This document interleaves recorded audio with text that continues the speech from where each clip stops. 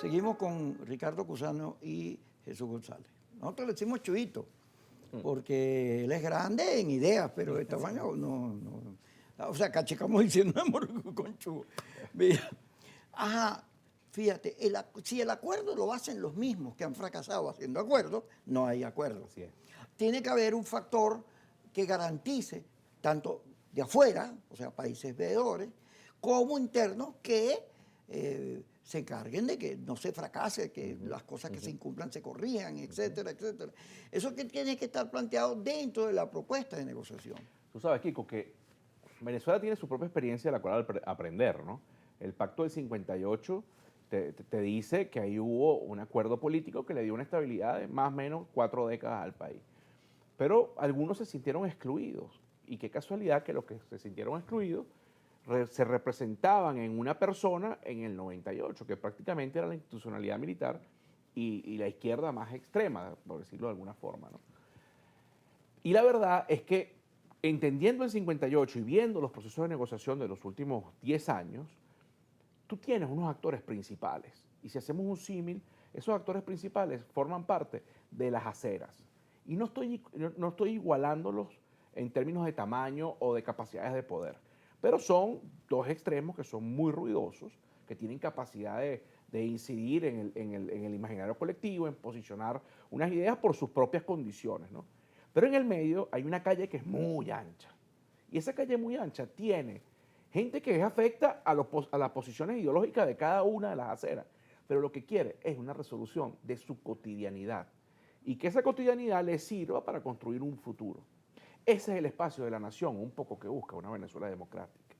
Y un proceso de negociación necesita obligatoriamente tener unos actores principales, gobierno, la oposición en todo lo que signifique la oposición, las Fuerzas Armadas Nacionales tienen mucho que decir, y en el medio una sociedad que también está más que reclamando, porque es verdad que reclaman, pero que tienen ideas de cómo hacer sustentable un acuerdo, de cómo hacerlo viable, de cómo tener oportunidades de que tenga éxitos tempranos. Y ahí están los académicos, porque la educación tiene mucho que decir, están los estudiantes, están los trabajadores, que son los que definen verdaderamente a Venezuela, no son esas etiquetas de narcotraficantes y de malandros que no han querido poner con grupos armados como grupos delincuenciales.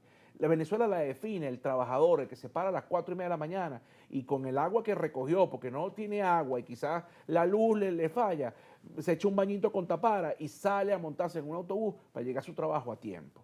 Esa es la Venezuela que también quiere aportar. Los empresarios tenemos mucho que decir, no solo por el compromiso que asumes y el riesgo que asumes cuando inviertes, sino porque tú quieres que al país le vaya mejor, porque además, desde el punto de vista más crematístico, si al país le va mejor en general y tú tienes capacidad de ser verdaderamente atractivo como producto, la gente te compra más. Así, va a hablar de manera pragmática. Entonces, esa negociación tiene que tener ese tipo de componentes. Y la comunidad internacional puede ser, primero, puede trasladar sus experiencias. Colombia con el acuerdo de paz, Túnez con el cuarteto tunecino, Irlanda con el acuerdo del Viernes Santo. En fin, hay múltiples experiencias. Y la comunidad internacional tiene que servir de garante, de promotor, que abran los espacios, pero no puede decidir por nosotros, ¿no? Fíjate, Helio Abraham, a propósito Lo recuerdo.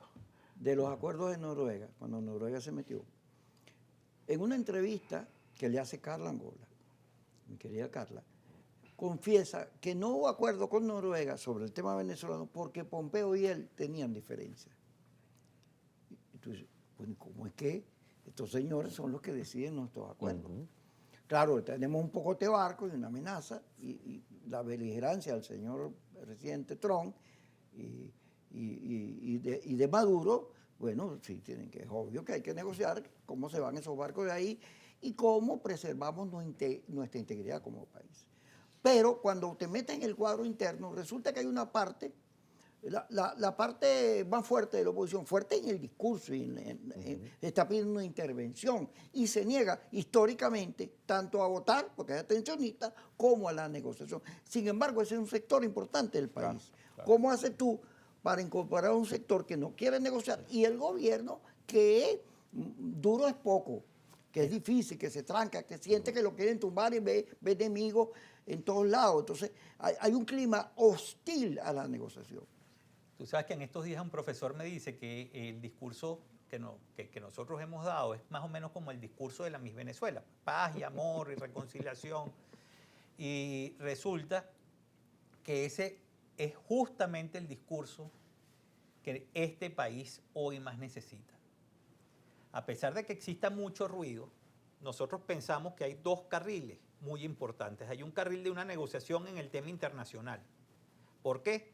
Porque la amenaza internacional no es solamente contra Venezuela, todos los países de la región, bajo los mismos argumentos que está escribiendo Estados Unidos con respecto al caso de Venezuela, que por cierto todos los días se le desarman porque son producto de una ficción y que hay muchos informes de la comunidad internacional que los desacreditan en términos de cuantitativos, lo que nos dice es que puede pasar en Colombia, puede pasar en México y puede pasar en cualquier otro país de la región. O sea que esto es un problema que va en un carril que tiene que unir a todos los países de América en una propuesta conjunta.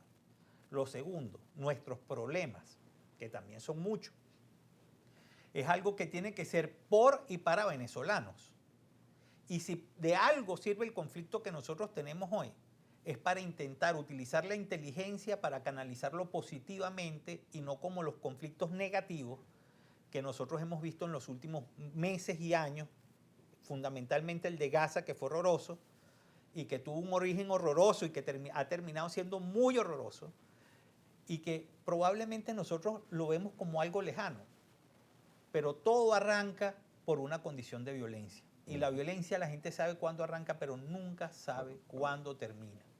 Y a pesar de que parezca un discurso de reina, nosotros tenemos que fortalecer el discurso de la necesidad de que los venezolanos nos tenemos que reencontrar a pesar de nuestras diferencias, que tenemos que buscar una situación de entendimiento entre todos, porque todos tenemos que ceder. Todos tenemos que ceder. Es la única posibilidad que tenemos de bajar la conflictividad y de reencontrarnos en una nación herida que hoy clama por justicia, por cambio, por reconciliación, porque los presos políticos estén en su casa en el mes de diciembre y porque nos vaya mejor a todos, que es la necesidad fundamental que nosotros tenemos como país. Vamos al corte y ya regresamos con todos ustedes.